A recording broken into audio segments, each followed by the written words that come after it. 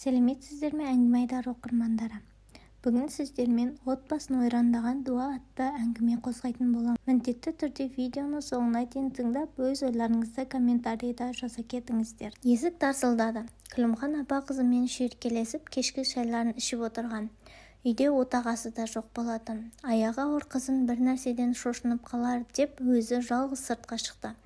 Дала көзге түрткісіз қараңғы. Тарсыл қақпа жақтан шығып жатыр. Көк дарбазаны құтты біреу кіргісі келгендей итереді. «Кім бұл?» деп дыбыстады. Үн жоқ. Бойын үрей билеп барады. Қақпаның арғы жағындағы дыбыстың тылсым дүниемен қатысы барын жан дүниесімен сезінгені. Тілін калимаға келтіріп 3 рет бисмиллахи-рахмани-рахим деп еді. Дала тым-тырыс тына қалды.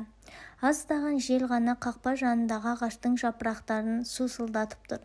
Сескеніп кеткен Күлімхан үйге жедел кірді. Қызын қорқытпайын деп ешнәрсе айтпады. Көрер таңды елегзіп әзер атқызған Күлімхан ерте тұрып қақпа жаққа баруға жүрегі дауаламай, көршісі арқылы көше бойымен жеткен. Ары-бері жүрген жүргіншілер дәтке қуат. Қақпаға жақындағанда түйулі аздаған шаштың қылы жабысқан 3 орамалды көрді. Таяқпен түртіп көріп бекер еместігін сезініп бірден молдаға шапқылап кеткен. Келе жатып кешегі қақпаны тарсылдатқанмен орамалдардың бір байланысы бар-ау деп ойланды.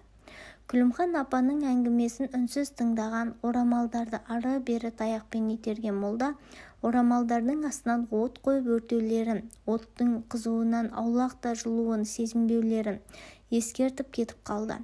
Күндегі уақыттан кештеу ырың-жырыңмен таңғы асты қолдарына алғаны сол еді, қызының ұялы телефоны шырылдап қоя берді. Суыт хабар, көрші ауылда тұратын баласынан екен. Келіндері бақилық болыпты. Аса қайғырмаған Күлімхан мен қызы сауап бопты дескендей бір-біріне қараған. Жалпы бұл отбасының келіндеріне қандары қараятындай бар еді. Осы үйдің жалғыз ұлы Серік жасы 30-дан асса да үйленбей жүріп қалды. Таныстырған, құдаласқан жерлерді ол жақтыртпай, өзі ұнатқан қызды әке-шешесі құп көрмей, біраз уақытты араға салды. Ерте кетіп, кеш келіп көрші ауылда тым-тыныш жұмыс істеп жүрген. Кейіннен қонып қалатын болды. Ұлын 2-3 жетілеп көрмейтін болды. Сонда да мән бермеген. Артынша елі ішінде гу-гу әңгіме өршіп кетті. Елдің қауесетіне қараса, Серік 2 баласы бар, күйеуімен ажырасқан. Ажардың үйіне кіріп алыпты. Бастапқыда дайын төсек, дайын ас болғаннан кейін шығар, деп Серікке жайлап түсіндіріп көрген. Өз сөзінен басқаны құлағына ілмеген Серік үйден чемоданын арқалап бір-ақ шықты. Серіктен 7-8 жаста үлкендігі бар, бұрын есік көріп келген ажардың қандай тартымдылығы барын кім білсін. Намыстанған туысқандар жабылып келіп Серікті байлап матап үйіне қайта келген. 2-3 апта өтсе өзі де ұмытар, басқа жаққа жұмысқа жіберерміз деп.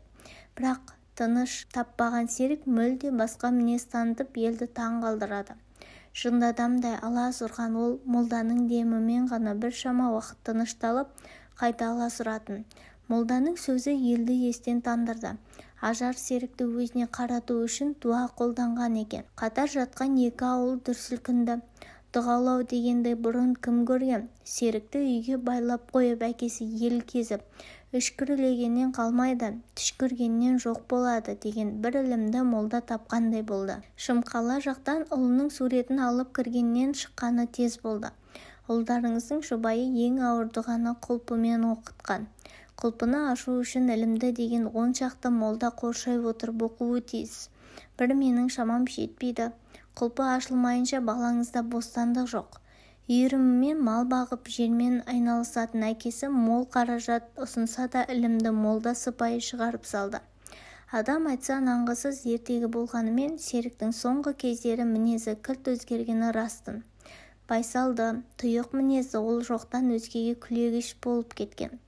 Ана ел жоқ жерде өзін жайсыз сезінгені соншалық бірде ауруханаға түскен.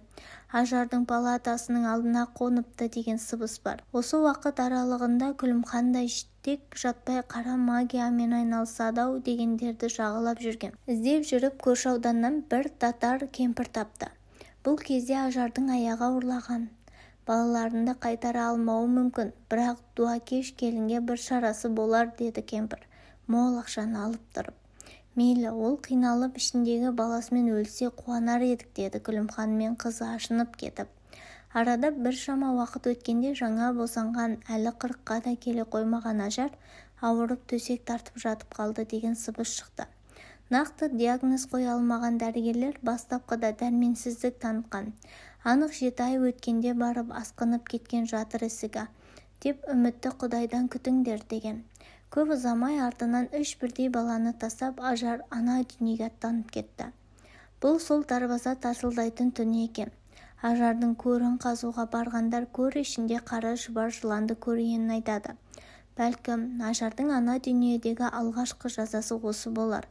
Қалай десек те бүгінгі заманда дуа деген сөз жаңалық болудан қалған. Дуа негізінде сонау Мұхаммед саллаллаху алейхи уассалам пайғамбарымыздың заманынан бұрын келе жатқан. Қара ниетті адамдардың істерге айласы қалмағанда қолданар қаруы. Дуаға қарсы ешқандай заңда жазада көрсетілмеген.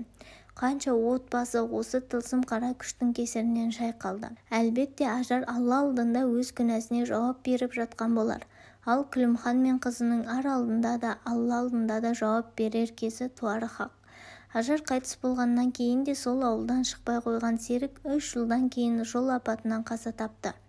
Ал анасынан ерте айырылған Өміржанды Күлімхан апаның өзі тәрбиелеп отырған көрінеді. Әкеңді анаң жұтты, ал анаңды апаң жұтты деген қорқынышты бір сөзді кейін қалайда еститін аян.